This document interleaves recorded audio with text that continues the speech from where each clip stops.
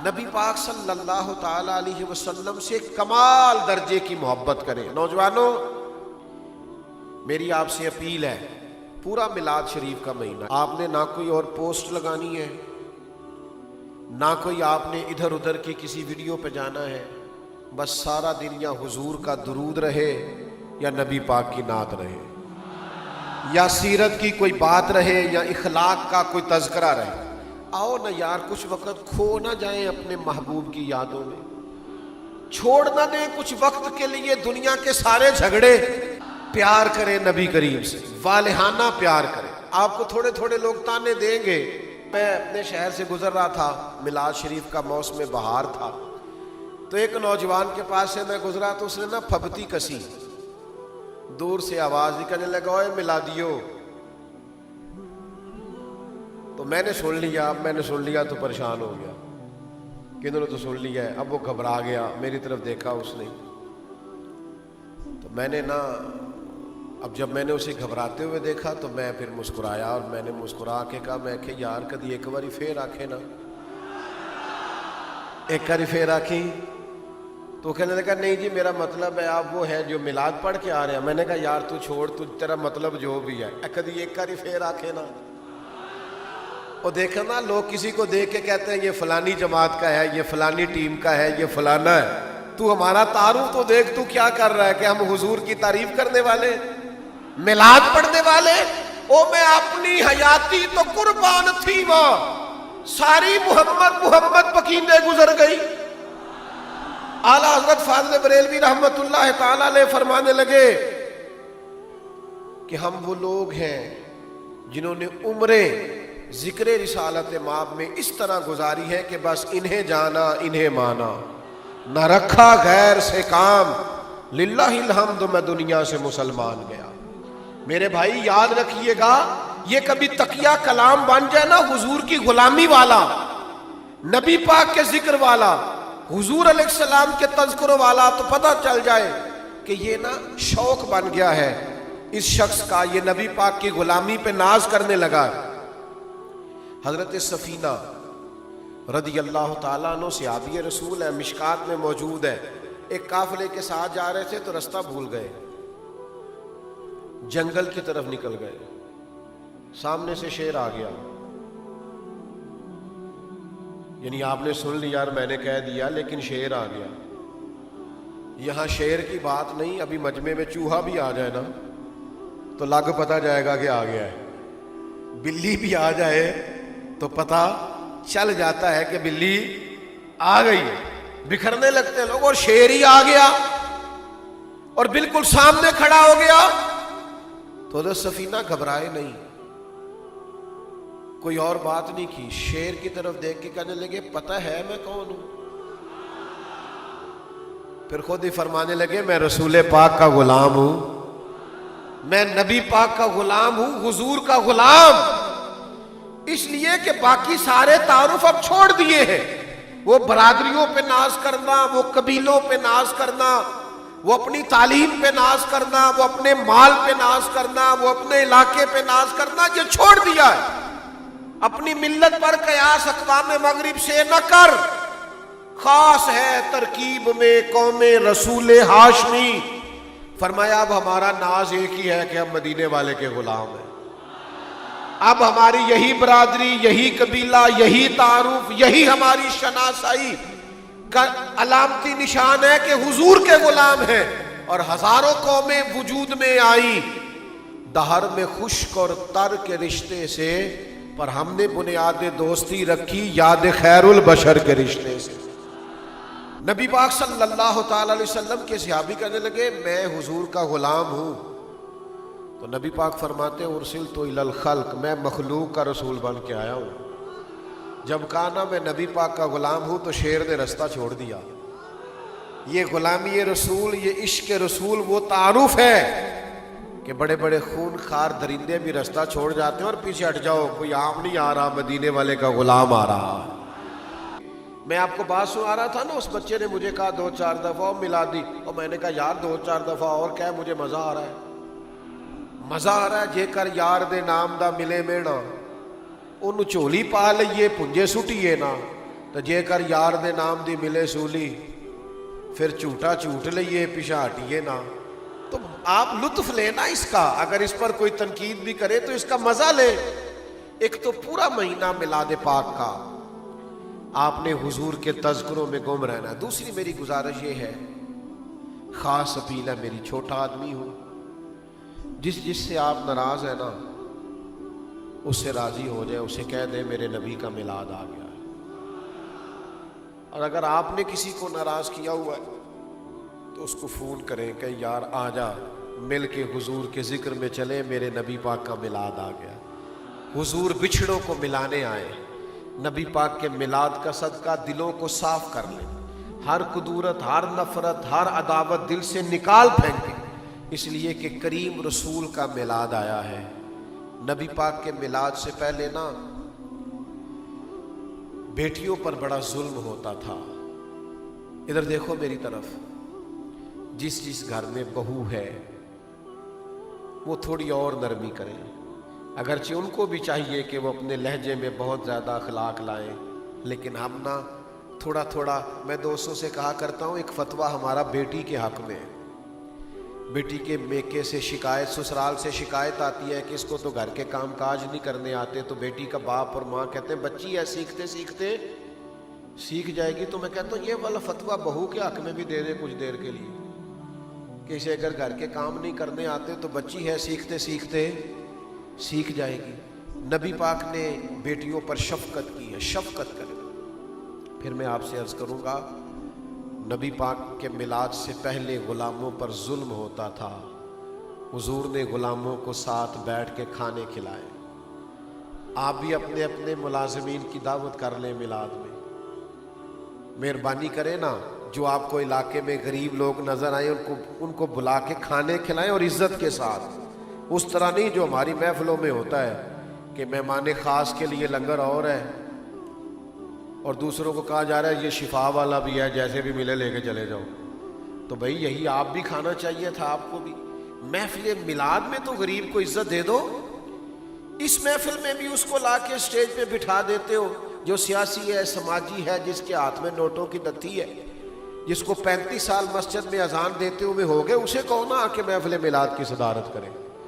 جس امام کو 40 سال ہو گئے تمہیں اللہ رسول کی بات بتاتے، اسے کہو نا آ کے صدارت کرے. وہ بھی آپ نے دنیا داروں کو دے دی. تو غرباء کا اس میلاد پاک میں خاص خیال کریں. چوتھی بات میری بڑی درد مندانہ اپیل ہے آپ سے. بڑا ہو گیا ہم نے جٹ بن کے فلاں بن کے بڑا جی لیا. اب یہ بھول نہ جائیں کچھ عرصے کے لیے صرف حضور کے غلام بن کے جینا نہ سیکھیں. ہمیں نہ مختلف لسانی اور صوبائی بنیادوں پر تقسیم کیا جاتا ہے، امت کو توڑا جاتا ہے. آؤ رسول رحمت علیہ الصلوۃ والسلام کے میلاد پاک پر جمع ہو اور اس طرح کا ماحول بنائیں کہ ہمارا بڑا تعارف یہ ہے کہ ہم حضور کے غلام ہیں. آپ نے نماز نہیں چھوڑنی، کیوں کہ حضور نے فرمایا نماز میری آنکھوں کی ٹھنڈک ہے. نماز پڑھ کے بھی میلاد منانا ہے. حضور سید عالم علیہ السلام کی اس بات پر بھی توجہ کرنی.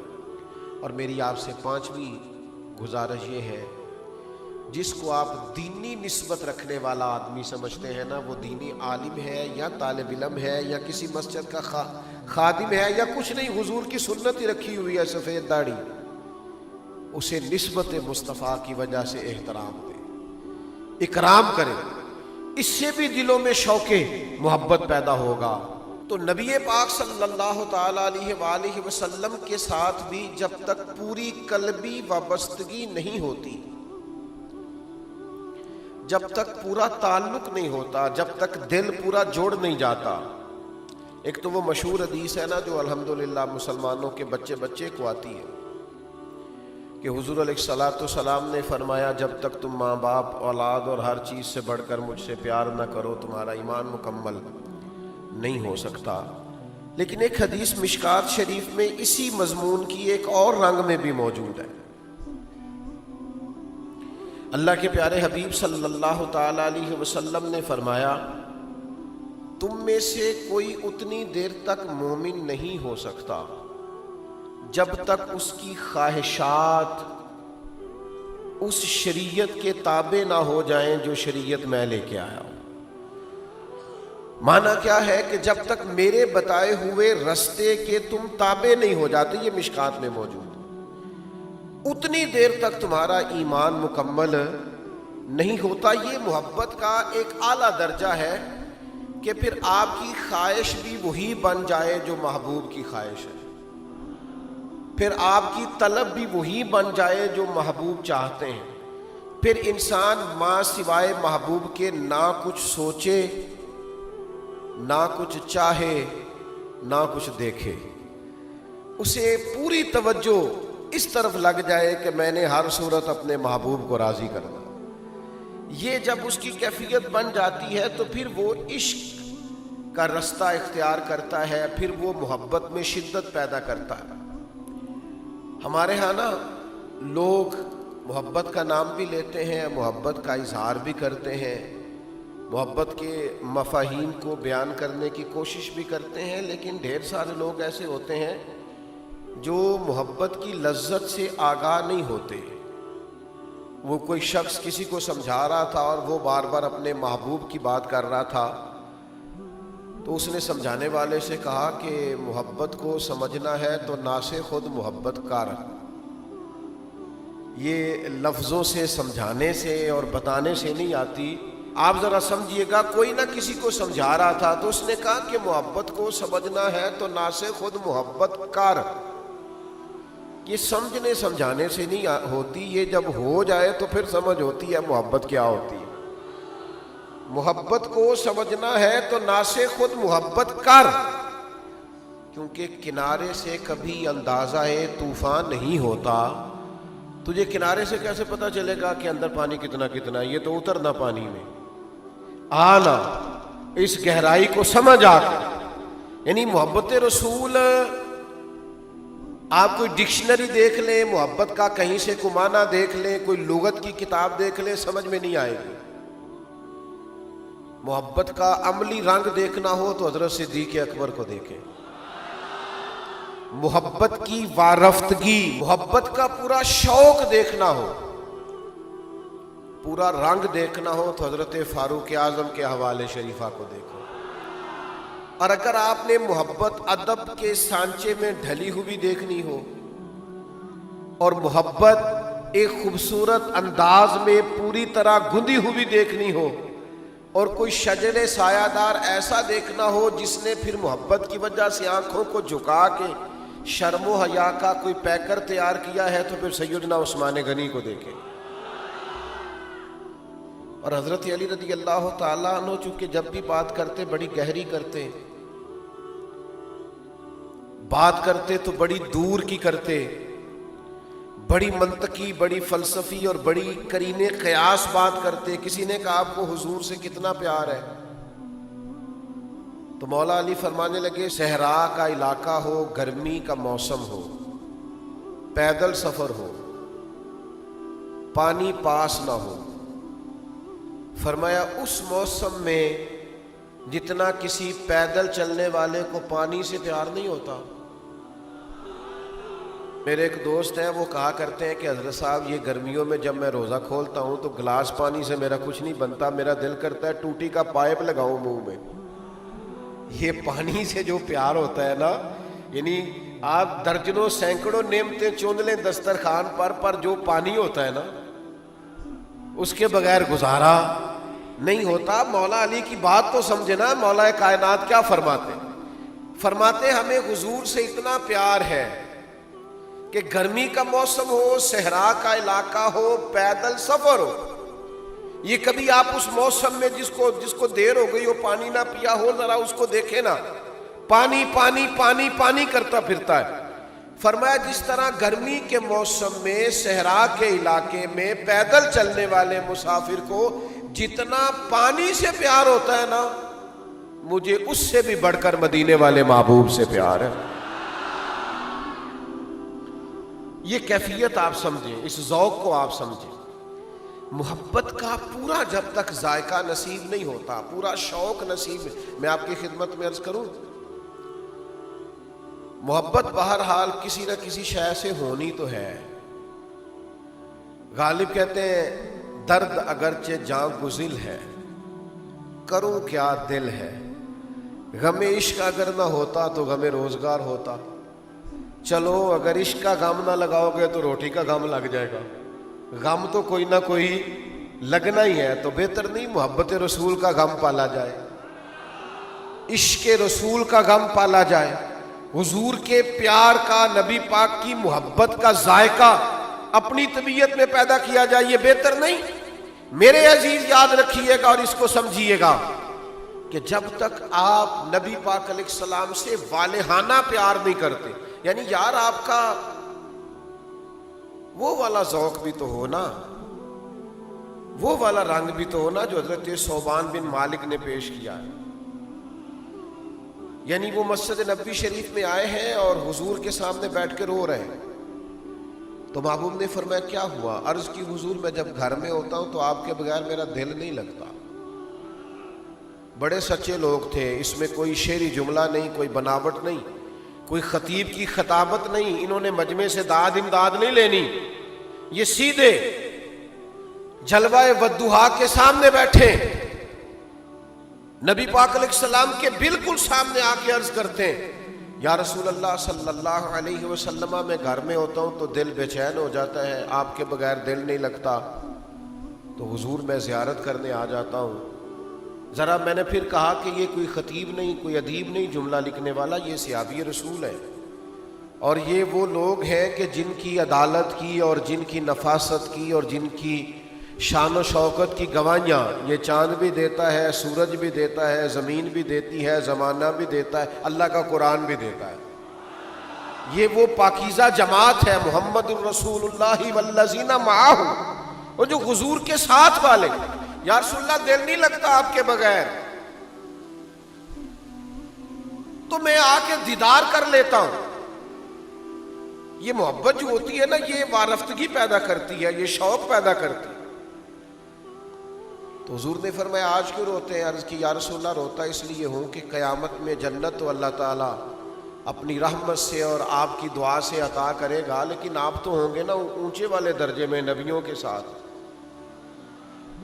تو حضور میں جنت میں تو جاؤں گا پر میرا وہ سٹیٹس نہیں نا جو پیغمبروں کا محلہ ہے، وہ جو ایک بڑی وادی ہے وہاں تو میں نہیں حاضر ہو سکوں گا. تو یا رسول اللہ صلی اللہ علیہ وسلم اگر جنت میں زیارت نہ ہوئی، یعنی وہ جنت میرے کس کاری جتھے یار نظر نہ آوے. حضور اگر زیارت نہ ہوئی تو نظام کیسے چلے گا؟ ابھی وہیں کھڑے ہیں حضرت ثوبان بن مالک کے حضرت جبریل آ گئے اور قرآن لے کے آئے. کہا محبوب ان سے کہہ دیجئے جو اللہ رسول کی اطاعت کریں گے نا تو صبح قیامت انہیں نبیوں، صدیقوں، شہیدوں اور صالحین کے ساتھ ہی رکھا جائے گا. میرے عزیز امت میں نا وہ شوق پیدا کرنے کی ضرورت ہے. آنے والی نسل کو محبت رسول کا وہ اصل درد دینے کی ضرورت. اور نوجوانوں میں آپ سے ایک اور بات بھی عرض کروں، کسی اور سے بھی محبت کرو گے نا، محبتیں کرنی چاہیے، ماں سے، باپ سے، بہن بھائیوں سے، بیوی بچوں سے، دوستوں سے. اسلام ساری محبتوں کا درس دیتا ہے. لیکن اور کوئی بھی محبوب بناؤ گے تو نقص نکل آئیں گے. یہ مدینے والے محبوب کی وہ ذات ہے کہ جب جب دیکھو گے نا، جس زاویہ نگاہ سے دیکھو گے، اخلاق دیکھنا چاہو گے تو پھر بھی حضور سے پیار ہو جائے گا، حسن دیکھنا چاہو گے تو پھر بھی پیار ہو جائے گا، نبی پاک کا حلم دیکھو گے تو پھر بھی پیار ہو جائے گا، بردباری دیکھو گے تو پھر بھی پیار ہو جائے گا. یعنی ایک ایسے شخص بھی ہیں ثمامہ بن اسال جنہیں گرفتار کر کے لایا گیا، قیدی بنا کے مسجد نبی کے ستون سے باندھا گیا، سخت ترین دشمن تھے. انہوں نے مسجد میں بندھے ہوئے ستون سے حضور کے جلوے دیکھے، بندھے تے تیریاں ویکھ کے ادامہ میں مرید ہو گئی. یعنی ستون سے بندھے ہوئے محبوب کے جلوے دیکھے، 2-3 دن بندھے رہے. اور پھر وہ بات لمبی ہے، میں بس اشارہ کرتا ہوں. حضور نے فرمایا انہیں آزاد کر دو. لیکن کیا آزاد ہونا تھا اور کیا انہوں نے لوٹ کر جانا تھا. وہ چلے گئے اور مدینہ شریف کے کنویں سے غسل کر کے واپس آ گئے اور محبوب کی بارگاہ میں آ کے عرض کرنے لگے حضور اب نہیں جانا، اب تو کوئی جلوہ پیارا لگتا ہے تو آپ کا جلوہ ہے، کوئی دین پیارا لگتا ہے تو آپ کا دین ہے، اور یا رسول اللہ اگر کوئی شہر پیارا لگتا ہے تو آپ کا شہر شہر مدینہ پیارا لگتا ہے۔ تو حضور کو جس جس زاویے سے کسی نے دیکھا، جس جس اینگل سے دیکھا، اگر کسی نے مجاہد بنے ہوئے دیکھا اسے بھی پیار ہو گیا۔ یہ کیسے مجاہد ہے کہ جو اپنے مخالفین میں سے کچھ لوگوں کو قیدی بنا کے لاتے ہیں تو اپنے غلاموں کو تلقین کرتے ہیں کہ ان کے کھانے کا ذرا خیال رکھنا۔ یہ قیدی بنا کے، یہ کوئی پھول لے کے نہیں آئے تھے جنگوں میں مقابلے میں، ان پر ذرا توجہ دینا۔ اور یہ کیسے سپہ سالار ہے کہ ان کے وہ مخالف جنہوں نے 3 سال تک بائیکاٹ کیے رکھا اور شیب ابی طالب میں قید کیے رکھا، ان میں سے جب کچھ لوگ قیدی ہو کے آتے ہیں اور حضرت بلال ان کی رسیاں ذرا زور سے باندھتے ہیں اور وہ ہائے ہائے کرتے ہیں تو محبوب رات کو اٹھ جاتے ہیں، فرماتے ہیں ان کی رسیاں ذرا ڈھیلی کر دو، یہ کراہتے ہیں تو مجھے نیند نہیں آتی۔ تم جس جس زاویے سے بھی دیکھو گے نا، جس جس زاویے سے تم میں سمجھ آ جائے گی کہ پیار کرنے کے، اتباع کرنے کے، عشق کرنے کے قابل اگر کوئی کامل ہستی ہے تو وہ مدینے والے محبوب کی ہستی ہے۔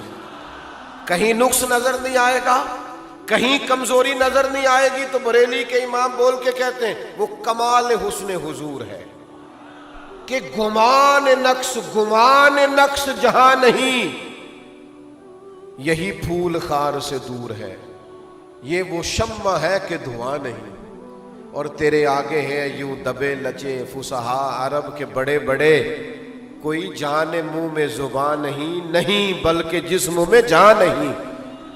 اور جب یہ ساری باتیں بیان کرتے ہیں تو پھر ہمیں کہتے ہیں جب تم ایسا کرو گے، ایسا بیان کرو گے، اس رنگ کو دیکھو گے تو تمہیں حضور سے پیار ہو جائے گا، اور جب پیار ہوگا تو انداز یہ ہوگا کہ کروں تیرے نام پہ جاں فدا، نہ بس ایک جاں دو جہاں فدا، میرا 2 جہاں سے بھی نہیں جی بھرا، میں کروں کیا کہ کروڑوں جہاں ہے۔ تو حضور سے والہانہ کسی سے محبت ہو جائے نا تو اس کی نسبتوں سے بھی پیار ہو جاتا ہے، اس کے تعلق والوں سے بھی پیار ہو جاتا ہے۔ یہ میرے دوست کا دوست ہے، لوگ یہ کہہ کے اس کو بھی اپنا لیتے ہیں۔ یہ میرے شیخ کے آستانے پہ جاروب کش ہے، یہ کہہ کے بھی لوگ اسے اپنا لیتے ہیں۔ ہمیں حضور کے کل صحابہ پیارے ہیں، نبی پاک کی نسل مبارک کا ایک ایک بچہ پیارا ہے، اس لیے کہ ہماری محبتوں کا کل مرکز رسول رحمت کی ذات والا صفات۔ نبی پاک علیہ السلام سے جب پیار کریں گے نا، نوجوانوں میں آپ کی خدمت میں عرض کروں، حضور سے پیار کرو گے نا تو یہ جو آج کے دور کی ٹینشن ہے نا، ڈپریشن ہے، انزائٹی ہے، پریشانی ہے، ذہنی دباؤ ہے، فکری تناؤ ہے، وسوسوں کا غلبہ ہے، اور کچی پکی سوچیں ہیں، اور یہ کر لوں کہ نہ کروں، قوت ارادے کی کمی ہے۔ حضور سے پیار کرو گے تو مقصد ہاتھ لگ جائے گا، نبی پاک سے پیار کرو گے تو جینے کا سلیقہ آ جائے گا۔ میں آپ سے عرض کروں، حضور سے پیار ہو جائے تو جینے میں بھی مزہ آتا ہے، مرنے میں بھی مزہ آتا ہے، زندگی نہ کسی کام لگ جاتی، زندگی کسی سمت روانہ ہونے لگتی، انسان کو محسوس ہوتا ہے کہ میں اپنے آپ کو پا گیا، میرا وجود قیمتی ہو گیا، میری سانسوں میں چونکہ محبوب کی محبت دھڑکتی ہے، لہذا اب یہ میرا وجود بیکار نہیں ہے، وہ اپنے آپ کو قیمتی سمجھنے لگ جاتا ہے۔ وہ ایک درویش تھے نا، تو ایک ہندو نے ان سے کہا کہ ہم جو جلا دیتے ہیں آپ یوں دبا دیتے ہیں۔ ایک مسلمان درویش سے ایک ہندو نے پوچھا، تو شیخ فرمانے لگے چھوڑ یار، میں جواب دوں گا تو ناراض ہو جائے گا۔ اس نے کہا نہیں، فرمایا چھوڑ دے۔ اس نے کہا نہیں ضرور بتائیے۔ تو فرمانے لگے اصل بات یہ ہے کہ ہمارے سینے میں نا ایمان کا خزانہ ہوتا ہے، اندر جلوے ہوتے ہیں ذات محبوب کے، تو سینہ ایمان سے بھرا ہوتا ہے، تو کچھ چیزیں ایسی ہوتی ہیں جو بیکار ہوتی ہیں تو جلا دی جاتی ہیں، تو جو خزانے ہوتے ہیں وہ دبا دیے جاتے ہیں۔ ہم اہل محبت ہیں سائیں، ہر شام بشارت ہوتی ہے، ہر روز مدینے جاتے ہیں، ہر روز زیارت ہوتی ہے۔ ہمارا چونکہ وارفتگی کا رشتہ ہے محبوب کے ساتھ، ہمارے رت جگہ اپنے محبوب سے وابستہ ہیں، ہماری صبح شام حضور پر درود پڑھ کے گزرتی ہیں، تو یہ زبان، یہ وجود، یہ ساری چیزیں قیمتی لگنے لگ جاتی ہیں۔ ان کے کام جو لگ گئی، پھر بندے کو کوئی اور کام نہیں رہتا۔ پھر انسان جب حضور سے کھل کے پیار کرنے لگ جاتا ہے نا، تو پھر وہ ادھر ادھر نہیں دیکھتا، وہ تو ڈھونڈتا ہے سارا دن، کوئی مجھے حضور کی حدیث ملے، کوئی نبی پاک کی سیرت پر نکتہ ملے، کوئی حضور کی تعریف میں مجھے کوئی نعت ملے، مجھے وہ شخص ملے جس کی آنکھوں میں حضور کی محبت کے آنسو۔ وہ ڈھونڈتا پھرتا ہے، وہ تلاش کرتا پھرتا ہے وہ رستے، جن رستوں سے محبوب پاک علیہ السلام کی کوئی بات سنا دے، کوئی حضور کا ذکر پاک کر دے۔ میں بڑا مخالف ہوں نعت خانوں کے پیسے لینے کا، اور میں اپنے انداز میں اصلاح کی نیت سے کچھ نہ کچھ عرض بھی کرتا رہتا ہوں، لیکن میں ایک بات عرض کروں، میں کہتا ہوں جو حضور کا ذکر سناتا ہے نا، ہمارا تو دل کرتا ہے ہم نہ کبھی اس کے چوکیدار رہ جائیں گے۔ مخلص ہو کے ذکر سنائے صحیح، اس کو دکانداری نہ بنائے، کاروبار نہ بنائے، ورنہ ہمارا تو دل کرتا ہے اس کے گھر کی جاروب کشی کروں۔ تو ہمیں ہمارے نبی کا ذکر سناتا ہے، تو حضور کی بات کرتا ہے، پھر تو ان رستوں سے پیار۔ یہ بخاری میں حدیث ہے، حضرت عبداللہ ابن عمر رضی اللہ تعالیٰ عنہ جب حج کرنے جاتے تھے یا عمرہ کرنے جاتے تھے نا، حج کرنے گئے، عمرہ کرنے گئے، تو حرم شریف تو سارا ہی متبرک ہے، سارا ہی تبرک والا ہے، لیکن وہ وہاں بھی جب جاتے تھے نا، تو وہ جگہ ڈھونڈ ڈھونڈ کے نماز پڑھتے تھے جہاں نبی کریم نے نماز پڑھی ہے۔ ان جگہوں کو تلاش کر کر کے وہاں رکتے، عبادت کرتے جہاں حضور ٹھہرے تھے۔ کیوں؟ اس لیے کہ ہمیں پیار ہے اپنے حبیب سے، ہم ان رستوں کے متلاشی ہیں جن رستوں سے وہ ہو گزرے۔ عرصہ ہوا طیبہ کی گلیوں سے وہ گزرے تھے، اب تک ان گلیوں میں خوشبو ہے پسینے کی۔ او میرے عزیزو، نبی پاک سے محبت ہو جائے تو یہ انسان کو نا ایک شوق دلا دیتی، اس کی زندگی کا نصب العین بن جاتا ہے، اس کے ہاتھ مقصد حیات آ جاتا ہے، وہ محسوس کرنے لگ جاتا ہے کہ میرے پاس اگرچہ پیسے نہیں ہیں، اگرچہ کوئی میں بڑا عہدہ نہیں رکھتا، کوئی 100-2000 لوگوں میں جانا نہیں جاتا، لیکن میں بڑا قیمتی ہوں، اپنے محبوب کا غلام جو ہوں، حضور سے پیار جو کرتا ہوں، یہ قیمتی۔ اچھا میں آپ کو ایک بات عرض کروں، کئی دفعہ نا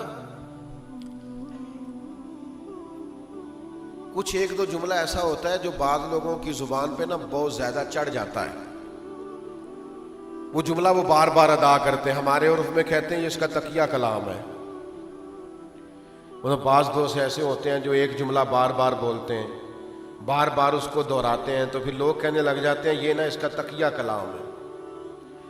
صحابہ کا بھی ایک تقیہ کلام تھا، سناؤں آپ کو، ان کا تقیہ کلام تھا فدا کا ابی و امی یا رسول اللہ، حضور ہمارے ماں باپ آپ پر قربان ہو، فدا کا روحی و قلبی یا رسول اللہ، حضور ہمارا دل ہماری روح آپ پر قربان ہو۔